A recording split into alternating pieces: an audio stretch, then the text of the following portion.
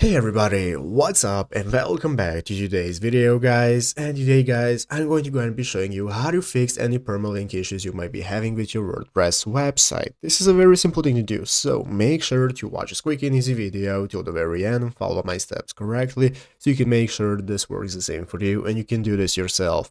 But yeah guys, let's get straight into it. So the first thing you want to do guys is to go ahead and open up the official WordPress website right here at wordpress.com if you've not already, and after opening it up you'll be greeted by this main page right here where in the top right corner you want to get started with logging into your account. So go ahead and log into your WordPress account if you're not already, and after logging in successfully you'll be greeted by this home page right here of your website where at the left side screen you can find all the sections you can access such as home, statistics, upgrades, and so on. So let's go ahead and take a look at how we can get started with fixing any permalinks issues we might be having if people are getting errors when entering our website. So guys, as you can see right here in this article on the rank man, they are showing us how to fix any permalinks that are not working. So if you are using their plugin or just have basic permalinks issues, this is what some steps generally that you can follow right here. So basically guys, installing new plugins is going to enable you to go ahead and fix most of your problems. So if you go into the plugin section right here, the left side screen, and open up the plugins marketplace, here you can take a look at all the plugins that you are using. So once you have gotten your plugins guys, some of the plugins might be the problem. So if you're using some plugins